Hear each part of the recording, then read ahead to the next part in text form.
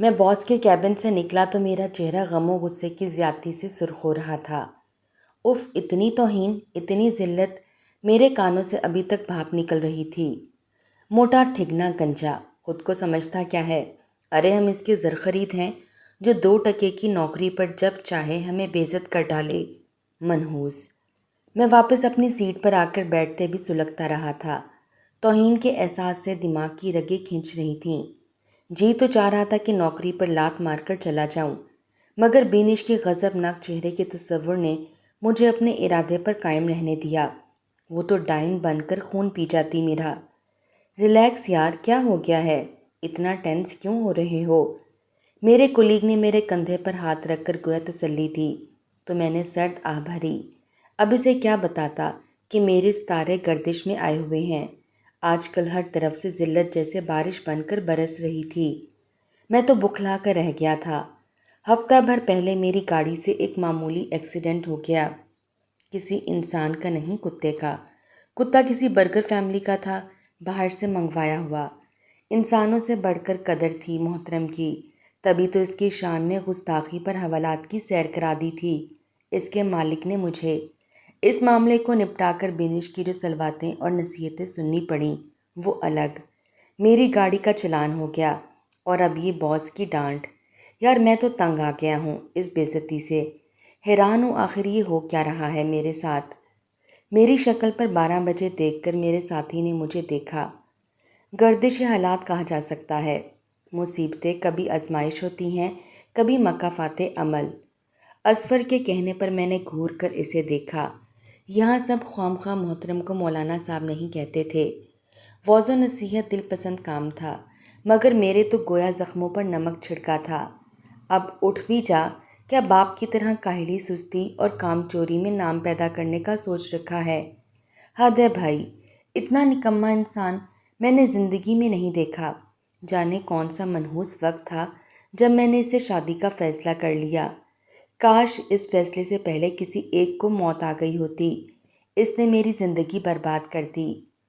یہ سورہ اسرائیل جیسی آواز میری بیوی بینش کی ہے، جو بچوں کی پٹائی کرتے ہوئے خود لیٹے لیٹے ہی انہیں جگا رہی تھی۔ اب تو میری آنکھ ہر روز اسی کی شور سے کھلتی ہے۔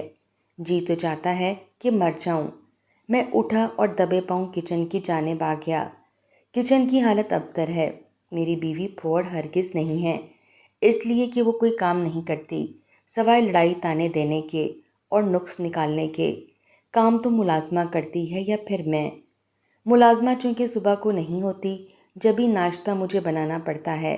بچوں کی یونیفارم استری کرنا اور انہیں تیار کر کے اسکول بھیجنے کی ذمہ داری بھی میری ہے۔ ارے کیا آپ میری داستان سے مجھ پر رحم تو نہیں کھانے لگے؟ اگر ایسا ہے تو اپنے احساسات سنبھال رکھیں کسی مستحق کے لیے، کیونکہ میں ہرگز بھی اس قابل نہیں ہوں کہ مجھ سے ہمدردی بھی کی جائے۔ کل جب اصفر نے وہ بات کی تو مجھے غصہ آیا تھا، مگر رات جب بینش نے بھی الفاظ کی کچھ ہیر پھیر کے ساتھ وہی بات کی تو میری آنکھوں پر گرے وہ غفلت کے پردے سرک گئے۔ اپنا وہ عمل اپنے ذہن کے پردے پر روشن ہو کر رہ گیا جس نے صحیح معنوں میں انسانیت کی سطح سے مجھے بہت نیچے گرا دیا تھا۔ میں یقین سے نہیں کہہ سکتا کہ مجھے اس سے نفرت زیادہ تھی کہ چڑ۔ مجھے یہ بھی نہیں پتا تھا کہ میں اس سے بیزار کب ہوا۔ پہلی بار جب میں نے اسے دیکھا تو اپنی سرخ و سفید رنگت، سنہرے بالوں اور نیلی آنکھوں کی وجہ سے وہ مجھے بالکل اس گڑیا کی طرح لگی تھی جو ماما کے بیڈ روم کے ایک شیلف میں سجی ہر دم مسکرایا کرتی تھی۔ وہ بھی بالکل ویسی ہی تھی، اٹریکٹیو اور چارمنگ، مگر میرے لیے وہ اس گڑیا کی طرح نہ تو پسندیدہ ثابت ہوئی، نہ بے ضرر، اور نہ ہی اس گڑیا کی طرح گھر کے کسی ایک کونے تک محدود رہ سکی۔ میں سوچوں تو شاید اس چڑ کا آغاز بھی وہیں سے ہوا تھا جب ماما کی توجہ بٹنے لگی۔ وہ توجہ جو اس سے پہلے صرف میرے لیے تھی وہ اس میں حصے دار بننے لگی تھی۔ ناشتے کے دوران کھانے کی ٹیبل پر اسٹڈی کرتے ہوئے ماما اچانک مجھ سے غافل ہو کر مکمل طور پر اس کی سمت متوجہ ہو جاتیں۔ آئزہ بیٹا، آپ نے پلاؤ لیا اور یہ کیک تو تمہیں پسند ہے، اپنی پلیٹ میں کیوں نہیں نکالا؟ اور آپ کو پتہ ہے یہ کباب تو اسپیشل میں نے اپنی بیٹی کے لیے فرائی کیے ہیں۔ آنٹی، آپ صبح صبح یہ چائے نہیں، فریش جوس لیا کریں، صحت کے لیے اچھا ہوتا ہے، وغیرہ وغیرہ۔ میں پہلے صرف حساس تھا، ماما کی بٹی ہوئی توجہ کی وجہ سے حاسد مزاج ہونے لگا۔ وہ مجھے زہر سے بھی بڑھ کر بری لگنے لگی۔ اسی کی وجہ سے ماما مجھے بھولتی جا رہی تھیں۔ ان کے بیٹے کی پسند ناپسند کیا ہے؟ ماما میری بجائے اس کی پسند کے کھانے پکانے لگی تھیں۔ کیا پھر بھی مجھے آگ نہ لگتی؟ مجھے لڑنا نہیں آتا، میں کبھی چیخ کر نہیں بولا تھا۔ تبھی یہ آگ میرے اندر جمع ہوتی رہی اور بالآخر الاؤ کی شکل اختیار کر گئی۔ الاؤ جو جلا کر خاک کر دیتا ہے، میں نے بھی اسی الاؤ میں عائزہ کو جلا کر خاک بنا دیا۔ پھر وقت بہت تیزی سے بیت گیا۔ وہ جو ماما کی بھتیجی تھی جسے ماما نے اپنے بھائی اور بہاوج کی وفات کے بعد اپنے دامن شفقت میں پناہ دی تھی، بڑی ہو کر بہت نیک پروین قسم کی لڑکی کا روپ دھار گئی۔ شاید اس کی وجہ یہ رہی ہو کہ ماما نے اس کی بہت اعلیٰ پائے کی تربیت کی تھی۔ وہ خوبصورت بھی بہت تھی کہ سب لوگ اسے نہ صرف پسند کرتے بلکہ سراہتے بھی بہت تھے۔ ماما کی سب سہیلیوں میں وہ بہت فرما بردار مشہور ہو چکی تھی اور اسے یہ شہرت دینے والی بھی ماما تھیں۔ اتنی چھوٹی سی عمر میں ہی اس کے کئی پرپوزل آ چکے تھے، مگر ماما جانے کیا سوچے بیٹھی تھیں جو انکار کیے جاتی، اور میں جو اس بلا کے ٹل جانے کے خیال سے ہر بار خوش ہو جاتا، اب بس جھنجھلا کر رہ جاتا۔ آپ کو اس عائزہ کی بچی کی شادی بھی کرنی ہے یا نہیں؟ جب آفاق ترمذی کے پرپوزل کو بھی ماما نے ٹھکرایا تو میں مزید چپ نہیں رہ سکا۔ کرنی ہے؟ کیوں نہیں کرنی؟ مگر اب اس کی عمر تو دیکھو، پڑھ رہی ہے وہ، تو رشتہ تو طے کر دیں۔ میں دراصل اندر سے خوفزدہ ہو چکا تھا اور اس خطرے کے ٹلنے کی خواہش رکھتا تھا، کیونکہ ماما کے ارادے مجھے مشکوک لگنے لگے تھے۔ وہ شاید اسے مجھ سے منسوب کرنے کا ارادہ کیے ہوئے تھیں، جبکہ مجھے یہ ہرگز گوارا نہیں تھا۔ وہ بھی بنش سے مل لینے کے بعد میرا اس پر دل کیسے آیا؟ بنش جو بہت خوبصورت تھی اور بہت امیر کبیر بھی، میرا دل اس پر کیسے آیا؟ شاید وہ خوبصورت اتنی زیادہ تھی یا شاید اس کی ادائیں اتنی قاتل تھیں کہ میں گھائل ہونے سے خود کو نہیں بچا سکا۔ اب تو میرا زیادہ وقت اسی کے ساتھ گزرتا تھا۔ عائزہ کے لیے رشتوں کی کمی نہیں ہے، تم پریشان مت ہو۔ ماما نے بات ختم کر دی تو مجھے بھی خاموش ہونا پڑا، مگر وہ جو دھڑکا تھا وہ چین نہیں لینے دیتا تھا۔ اس روز بنیش کی برتھ ڈے تھی۔ تمام فرینڈز میں سے اس نے صرف مجھے انوائٹ کیا تھا اور یہ بات میرے لیے کسی اعزاز سے کم نہیں تھی۔ اتنے لینڈ لارڈ باپ کی بیٹی مجھے سر آنکھوں پر بٹھاتی تھی۔ یہ پارٹی ہوٹل میں سیلیبریٹ کی گئی۔ میں بہت خوبصورت وقت بنش کے ساتھ گزار کے اور اپنی جیب خوب اچھی طرح سے ہلکی کر کے بھی گویا ہواؤں میں اڑتا رہا تھا۔ رات گئے میں سرشار سا لوٹا تو سب سے پہلے میرا سامنا عائزہ سے ہی ہوا تھا۔ کہاں رہ گئے تھے آپ؟ سیل بھی آپ کا مسلسل آف جا رہا تھا۔ آپ کو کچھ احساس بھی ہے کہ… اوئے ہیلو، تم یہ سوال مجھ سے کرنے والی کون ہوتی ہو؟ بیوی ہو میری یا پھر میری ماں؟ میں نے اپنی زندگی میں یہ حق تمہیں کبھی نہیں دیا، سمجھی؟ میں دیر سے گھر لوٹوں یا رات بھی باہر رہوں، تمہیں جواب دہ نہیں ہوں میں۔ اس کی بات درمیان میں سے ہی کاٹ کر میں گویا اس پر برس پڑا تھا۔ اس کا گلابی چہرہ ایک دم زرد پڑ گیا۔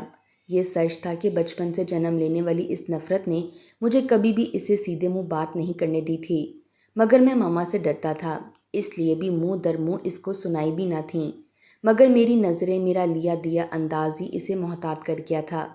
ہمارے بیچ بہت فاصلہ تھا۔ وہ مجھ سے بہت کم مخاطب ہوا کرتی، وہ بھی کسی بہت ضرورت کے موقع پر۔ وہ بہت باوقار لڑکی تھی، ایسی لڑکی جس کی خود بخود عزت کرنے کو دل چاہے۔ میں تو اس سے بس نفرت ہی کرتا تھا۔ جبھی اس وقت بھی اس کا دھواں ہوتا چہرہ مجھے نادم کرنے کی بجائے مزید متنفر کر گیا۔ اب جاؤ بھی یہاں سے اپنی رونی صورت لے کر، یہ کیا بدتمیزی ہے؟ ماما یقیناً میری بلند آواز پر ہی گھبرا کر کمرے سے باہر آئی تھیں۔ ان کا چہرہ ستا ہوا اور آنکھوں کے پپوٹے بوجھل تھے۔ اسے سمجھا دیں ماما میرے معاملات میں ٹانگ نہ اڑایا کرے۔ میرا غصہ بھی ختم نہیں ہوا تھا، حالانکہ وہ وہاں سے جا چکی تھی۔ تمہارا سیل آف تھا، تم صبح سے گھر سے باہر تھے، شہر کے حالات کا تمہیں پتہ ہے۔ اس پریشانی نے میرا بی پی شوٹ کر دیا۔ بہت پریشان تھی وہ بھی میرے ساتھ۔ اسی پریشانی میں تمہیں تمہاری بے حسی کا احساس دلانا چاہا تھا، یہ غلطی تھی اس کی۔ ماما کی آواز ایک دم سے آنسوؤں سے بھاری ہو گئی۔ میں نے ہونٹ بینچ لیے تھے، اپنی غلطی کے احساس پر نہیں، ایک بار پھر اسی کی حمایت پر۔ تب مجھے احساس ہی نہ ہوتا تھا، در حقیقت میں ہی غلط ہوں۔ اب کیسی طبیعت ہے آپ کی؟ میں نے خود کو کمپوز کیا اور ان کے قریب آ کر کاندھوں سے تھام کر انہیں سہارا دیتے ہوئے ان کے کمرے کی جانب لے جانے لگا۔ مجھے اب جا کے اس اعتراف میں بھی عار نہیں ہے کہ میں کسی حد تک دوگلا بھی تھا۔ اس وقت مجھے ناگواری محسوس ہوئی تھی، مگر میں نے ناگواری ظاہر نہیں کی بلکہ ماما سے ہمدردی ظاہر کی تھی، جسے بظاہر وہ سمجھ نہیں پائیں اور میری اس حرکت کو اپنی غلطی کا احساس سمجھ کر خوش ہو گئیں۔ بیٹا، اتنی رات تک گھر سے باہر نہ رہا کرو اور عائزہ سے اس طرح بات مت کرنا آئندہ۔ یتیم بچی ہے، میں اکثر بیمار رہتی ہوں، بلکہ تم وعدہ کرو اگر مجھے کچھ ہو گیا تو تم ہمیشہ اس کا خیال رکھو گے۔ ایسی باتیں مت کریں ماما، مجھے تکلیف ہوتی ہے۔ موت تو برحق ہے بیٹا، سب کو آنی ہے، تم بس مجھ سے وعدہ کرو۔ ماما کی ضد اور اصرار پر میں جذب بذب ہونے لگا۔ اس بات پر گھلنے کی سوا چارہ نہیں تھا۔ اس کی شادی کر دیں ماما، اس کا شوہر اس کا خود خیال رکھے گا۔ میں تو چاہتی ہوں عائزہ کی شادی تم سے کروں، مجھے بہت عزیز ہے وہ، اور میں اسے ہمیشہ اپنی آنکھوں کے سامنے دیکھنا چاہتی ہوں۔ عجیب تھی ماما بھی، کبھی مرنے کی بات کرتی تھیں، کبھی اسے عمر بھر اپنی آنکھوں کے سامنے دیکھنے کی۔ بھلا ایک مرے ہوئے انسان کو زندہ انسانوں کے دکھ سکھ سے کیا غرض؟ میں تب ایسا ہی تھا، مجھے شاید تب کسی سے محبت نہ تھی سوائے اپنی ذات کے۔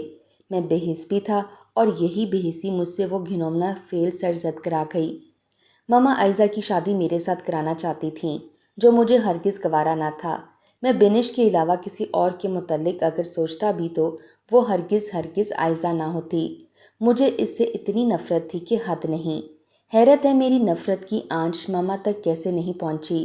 شاید ماما کی غرض پوشیدہ تھی، انہیں اپنی بھتیجی کے آگے میری خوشی نظر ہی نہیں آتی تھی۔ سلیقہ شوہر کم گو خدمت گزار بھتیجی جسے بہو بنا کر وہ عمر بھر کا سکھ پانے کی خواہش مند تھیں۔ نئی آنے والی جانے کیسی ہو، یہی خوف انہیں اس فیصلے پر اکسا رہا تھا، یعنی ایثار کا، نیکی کی نیکی اور فائدے کا فائدہ۔ میں ماما کی اس سازش کو کامیابی سے ہمکنار ہوتے نہیں دیکھ سکتا تھا، تبھی غور کرنا شروع کر دیا۔ کوئی ایسا طریقہ جس سے سانپ بھی مر جائے اور لاٹھی بھی نہ ٹوٹے، کہ میں جتنا بے حس اور مفاد پرست سہی، بہرحال کھل کر ماما کی مخالفت کرنے کی پوزیشن میں نہیں تھا کہ ماما بی پی کے ساتھ ساتھ ہارٹ پیشنٹ تھیں اور ڈاکٹرز نے انہیں کسی بھی غم اور صدمے سے بچانے کی خاص تاکید کر رکھی تھی، جبکہ میں عجیب مشکل میں پڑ گیا تھا۔ ماما کی طبیعت ان دنوں خراب رہنے لگی اور وہ پتہ نہیں کیوں میری شادی کرانے کے در پر ہو گئی تھیں۔ مجھے کچھ اور نہ سوجا تو میں نے عائزہ سے بات کرنے کی ٹھانی۔ میں بندوق کے لیے اس کا کاندھا استعمال کرنا چاہتا تھا، مگر اس سے پہلے قسمت نے مجھے ایک اور سنہرا موقع فراہم کر دیا۔ پاپا کا دور پار کا رشتہ دار تھا۔ گاؤں میں پاپا کی وسیع زمین تھی، جس کو پاپا کی وفات کے بعد سے مظہر کے ابا یعنی میرے رشتے کے تایا ہی سنبھال رہے تھے۔ زمینوں سے ہونے والی آمدنی کا حساب کتاب اور کچھ اس قسم کی سوغاتیں، مثلاً پنجیری، دیسی گھی وغیرہ، باقاعدگی سے تایا جی خود پہنچایا کرتے تھے کہ ماما اپنی بیماری کی وجہ سے طویل سفر کرنے سے قاصر تھیں، جبکہ مجھے ان کاموں سے سرے سے کوئی دلچسپی ہی نہیں تھی۔ لیکن اس مرتبہ چونکہ تایا جی کی طبیعت ٹھیک نہیں تھی، جبھی انہوں نے خود آنے کی بجائے مظہر کو بھیج دیا۔ سیدھا سادہ احمق سا دیہاتی مظہر شکل سے ہی بے وقوف لگتا تھا۔ اس کی شکل پر برسنے والی اس حماقت نے ہی مجھے وہ شیطانی منصوبہ گھڑنے میں مدد دی تھی، اور جب ماما اسے رات رک جانے پر اصرار کر رہی تھیں، میں نے بھی سرسری سے انداز میں ان کی حمایت کر دی۔ وہ بیچارہ تذبذب کا شکار آخر رک گیا کہ ان کے ہاں بزرگوں کی بات کو برحال بہت اہمیت دی جاتی ہے۔ اس کی آمادگی دیکھ کر میرا دل بلیوں اچھلنے لگا، مگر کسی پر بھی ظاہر کیے بغیر میں نے سب سے پہلے فون پر اپنے خاص دوست سے بات کی اور اسے اس کا کام سمجھا کر آمادہ کیا۔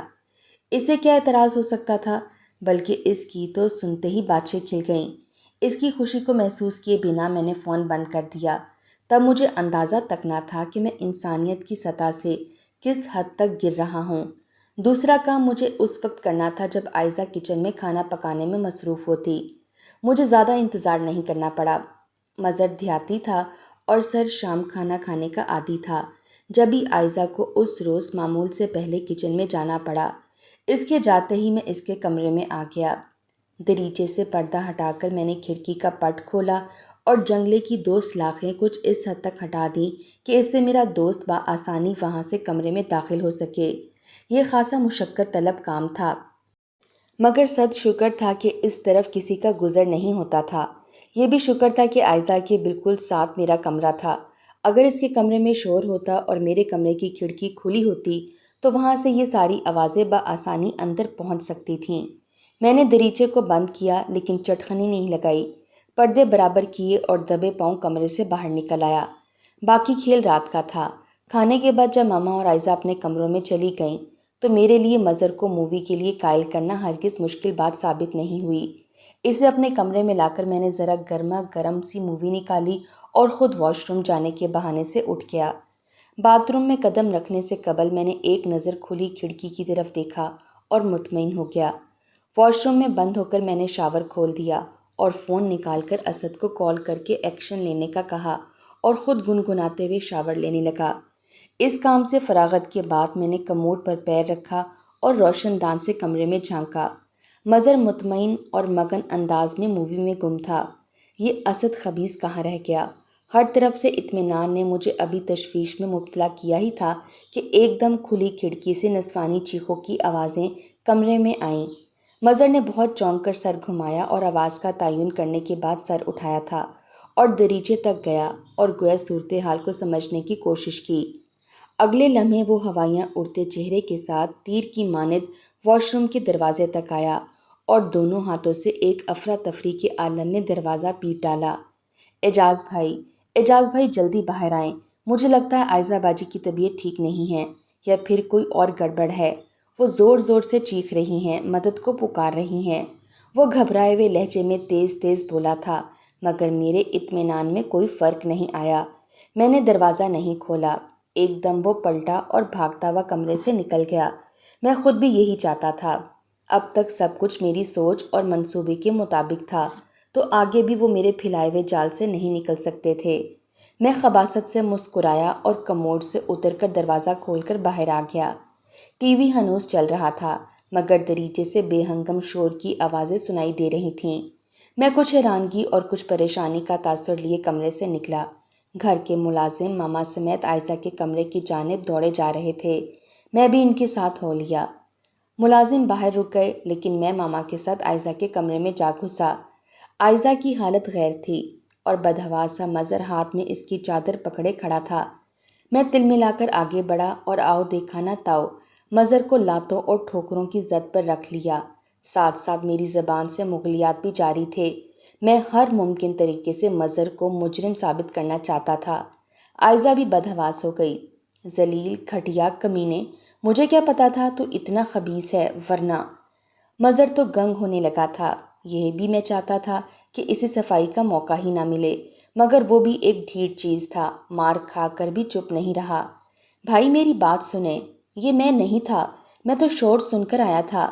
وہ جو کوئی بھی تھا میرے آنے پر بھاگا ہے، میں تو… بکواس مت کر، جھوٹے کمینے، تو آیا ہی خراب نیت سے تھا، تیرے دماغ میں فطور تھا۔ میں نے ایک زور کا گھونسا اس کے منہ پر دے مارا۔ اس کا ہونٹ پھٹ گیا اور خون جاری ہو گیا۔ وہ پہلی بار خوف زدہ نظر آیا۔ اس نے پھٹی پھٹی آنکھوں سے پہلے ہونٹ سے بہہ جانے والے خون کو چھو کر دیکھا اور پھر بولا تھا، اعجاز بھائی آپ عائزہ بی بی سے پوچھیں، میں جھوٹ نہیں بول رہا۔ عائزہ باجی آپ بتائیں وہ کون تھا، میں یا کوئی اور؟ چاچی میری بات کا یقین کریں۔ وہ پہلے عائزہ پھر ماما کے آگے گڑ گڑایا، اس سے پوچھیں جو خود تیرے ساتھ ملی ہوئی ہے، اسی نے دروازہ کھلا چھوڑا تھا نا؟ میں کسی طور بھی جیتی ہوئی بازی ہارنے پر آمادہ نہیں تھا۔ جبھی عائزہ کو بھی لپیٹ میں لے لیا۔ عائزہ جو تب سے یوں ساکن کھڑی تھی جیسے پتھرا گئی ہو، اس آخری بات پر وہ یک لخت زد پڑ گیا۔ اعجاز خاموش ہو جاؤ۔ ماما جو تب سے پھٹی پھٹی آنکھوں سے ایک صدمے کی کیفیت میں یہ سارا تماشا دیکھ رہی تھیں، اس بات پر حواسوں میں لوٹ کر زور سے چلائیں، عائزہ کو کچھ مت کہو، وہ ایسی نہیں ہے، میری بچی ایسی نہیں ہے۔ ماما نے تڑپ کر کہا اور بے قراری سے عائزہ کی طرف لپکیں جو دیوار کے سہارے بیٹھتی چلی گئی تھی۔ شاید میرے الفاظ کی سنگینی اور سفاکی نے اسے بے جان کر دیا تھا، مگر مجھے احساس کہاں تھا۔ اب ڈرامے شروع ہوں گے اور کون کتنا پارسا ہے اب آپ جانیں گی۔ یہ محترمہ پہلے مجھ پر ڈورے ڈالتی رہیں، ناکامی کی صورت میں جو جیسا بھی ملا اسی پر اکتفا کر کے نفس کی پیاس بجھانے کا انتظام کر لیا۔ میرے لہجے میں نفرت کی ایسی آگ تھی کہ جس کی لپیٹوں نے عائزہ تو عائزہ ماما کو بھی جھلسا کر بھسم کر دیا۔ میں نے بتایا کہ تب مجھے صرف جیت جانے کا جنون تھا، جان چھڑا لینے کی چاہ میں بھول گیا کہ میں کتنی پستی میں اتر گیا ہوں۔ عائزہ کا زرد چہرہ اس الزام پر لٹھے کتنا سفید پڑ گیا۔ اس نے ایک دم سے آنکھیں بینچ لیں، اتنی سختی سے کہ پھر وہ آنکھیں پھر کبھی کھل ہی نہ سکیں۔ وہ بہت انا پرست تھی۔ بچپن سے لے کر جوانی تک ماما کی اتنی محبت، لاڈ پیار کے باوجود اس نے کبھی خود سے کسی چیز کا تقاضا نہیں کیا، نہ کبھی کوئی فرمائش۔ وہ ہمارے گھر کا ایک خاموش کردار تھی۔ ماما کی شدید خواہش تھی کہ وہ اپنے منہ سے کبھی ان سے کوئی فرمائش کرے، مگر ان کی یہ خواہش ہی رہی تھی۔ یہ اتفاق تھا کہ اس روز میں یونیورسٹی سے جلدی گھر آ گیا تھا۔ کچھ طبیعت بھی ٹھیک نہ تھی۔ تب وہ میرے کمرے میں تھی، شاید ڈسٹنگ کر رہی تھی۔ جب میں نے قدم رکھا تو اس کے ہاتھ میں میری وہ تصویر تھی جو ہر دم میرے بیڈ کی سائڈ ٹیبل پر دھری رہتی تھی۔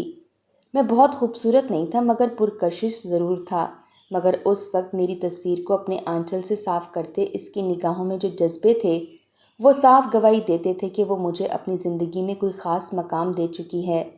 یہ بات مجھے آگ لگا دینے کو کافی تھی۔ اگر کہا جائے کہ اس حد تک جا کر اسے ذلیل کرنے کا منصوبہ بھی میں نے اسی باعث بنایا تھا کہ میں اسے جتلانا چاہتا تھا کہ میرے نزدیک اس کی اہمیت کیا ہے۔ گویا اس ایک واقعے کے بعد اس کی کسی حرکت سے بھی مجھے ایسی کوئی بھنک نہیں پڑی تھی۔ میں نے بتایا تھا وہ بہت انا پرست، باوقار اور خوددار قسم کی لڑکی تھی، اور ایسے لوگ محبت اور عزت میں ہمیشہ انا اور عزت کا ہی انتخاب کیا کرتے ہیں۔ میری اس الزام تراشی کے بعد یقیناً وہ خود سے بھی نظریں ملانے کے لائق نہیں رہی تھی۔ جبھی تو اس کے دل نے دھڑکنے سے انکار کر دیا تھا۔ وہ بہت تھوڑی عمر لکھوا کر آئی تھی، تبھی جلدی چلی گئی۔ میں بس یہی کہہ سکتا تھا۔ ماما کو تو جیسے سکتہ ہو گیا تھا۔ انہیں شاید اس کی موت کا یقین نہیں آتا تھا۔ یقین تو مجھے بھی نہیں آتا تھا۔ کتنی آسانی سے وہ میرے سارے راستے صاف اور آسان کر گئی تھی۔ مظہر اس کا جنازہ اٹھنے پر بہت کرلایا تھا، بہت شدتوں سے رویا تھا، مگر ماما کا سکتہ تب بھی نہ ٹوٹا تھا۔ لوگ ایک ایک کر کے اپنے گھروں کو چلے گئے۔ دن بہت آہستگی سے رینگ رینگ کر بیتتے گئے، مگر ماما کی چپ تھی کہ ٹوٹتی نہ تھی، اور میں انتظار میں تھا کہ کب ماما اس صدمے سے نکلیں تو میں ان سے بنش کے لیے بات کروں۔ اس نے الگ میری جان کھائی ہوئی تھی کہ میں اپنی ماما کو اس کے گھر پر پرپوزل دے کر بھیجوں، مگر ایسی سچویشن میں ماما سے بات کرتے ہچکچاہٹ کا شکار تھا۔ مگر اس وقت میں ششدر رہ گیا جب ماما نے خود مجھ سے اس موضوع پر بات کی۔ جس لڑکی سے تم شادی کرنا چاہتے ہو اعجاز، مجھے کل اس کے گھر لے چلنا۔ آپ کو کیسے پتہ چلا ماما کہ میں کسی لڑکی میں انٹرسٹڈ ہوں؟ میں نے ایک احمقانہ سوال کر دیا تھا۔ ماما نے سوجے ہوئے پپوٹے اٹھا کر مجھے دیکھا تھا، پھر آہ بھر کر بولیں، اگر ایسا نہ ہوتا تو تمہیں عائزہ کے ساتھ اس طرح کرنے کی ضرورت پیش نہ آتی۔ ماما کی بات نے گویا مجھے زمین میں گاڑ دیا۔ مجھے لگا کمرے کی چھت کا ملبہ میرے اوپر گرا ہے اور میرا دم گھٹ رہا ہے۔ شاید جب جرم کیا ہوتا ہے تو ایسی ہی کیفیت ہوتی ہے۔ میں فک چہرہ لیے ٹکر ٹکر ماما کے چہرے کو تکتا رہ گیا۔ تم اس سے شادی نہیں کرنا چاہتے تھے، ایک بار کہہ دیتے۔ اسے یوں اس کی نگاہوں میں تو نہ گراتے کہ وہ جینے سے ہی انکاری ہو جاتی۔ اور ماما جو اس کی میت کے سامنے بھی نہیں روئی تھیں اس وقت رو پڑیں۔ جانے کتنا گہرا صدمہ تھا ان کے اندر کہ ان کے آنسوؤں کے آگے بند باندھنے میں ہارنے لگا تھا۔ میں جانتا تھا کہ میری معافی بھی ان کے زخم نہیں بھر سکتی، پھر بھی میں نے ان سے معافی مانگی تھی۔ وہ اور شدتوں سے رونے لگی تھیں۔ اب کچھ نہیں ہو سکتا اعجاز، وہ واپس نہیں آ سکتی۔ روزے محشر میں اپنے بھائی اور بھاوج کے سامنے شرمندہ ہونے سے بچ نہیں سکتی۔ تم نے مجھے کہیں کا نہیں چھوڑا۔ کاش میں نے اپنے دل کی خواہش تم پر ظاہر نہ کی ہوتی، کاش تم یہ گناہ نہ کرتے، شاید عائزہ زندہ رہ جاتی۔ ان کی زندگی میں کتنے ملال در آئے تھے میری وجہ سے۔ پھر میری شادی ہو گئی بینش سے ہی، اور شروع میں خوش بھی رہا۔ سال بعد ماما عائزہ کے غم کو گلے لگائے اس کے پاس چلی گئیں، اور تب گویا میرے برے دن شروع ہو گئے۔ بینش میری جائیداد اور پیسے کو بے دریغ لٹاتی تھی، صحیح معنوں میں شاہی خرچ تھی۔ بلکہ خدا جھوٹ نہ بھلوائے، کبھی کبھار تو مجھے لگتا تھا کہ وہ ان ساری خواہشوں اور حسرتوں کو پورا کر رہی ہے جو کبھی پوری ہوئی ہی نہ تھیں۔ یہ اس کے دونوں ہاتھوں سے لٹانے کی وجہ ہی تھی کہ میرے پرکھوں کی زمین چند سالوں میں بک گئی۔ کہتے ہیں نا، بیٹھ کر کھانے سے تو خزانے خالی ہو جایا کرتے ہیں۔ میرے ساتھ بھی ایسا ہوا۔ آہستہ آہستہ سب کچھ مجھ سے دور ہونے لگا، پہلے سکون، پھر دولت بھی۔ تایا جی کے سمجھانے کا مجھ پر کیا اثر ہونا تھا؟ ساری جائیداد ختم ہو گئی۔ حالات ایسے ہوئے کہ مجھے نوکری کرنا پڑی۔ بیوی کے ساتھ ساتھ مجھے باس کی بھی جھڑکیاں کھاتے کبھی خیال نہ آیا یہ ذلت میری اپنی خریدی ہوئی ہے۔ یہ واقعی مکافات عمل ہے کہ وہ بے حد نازک، بے حد صابر اور شاکر تھی، مگر اس کا خدا وہ ہے جو سارے حساب برابر رکھتا ہے۔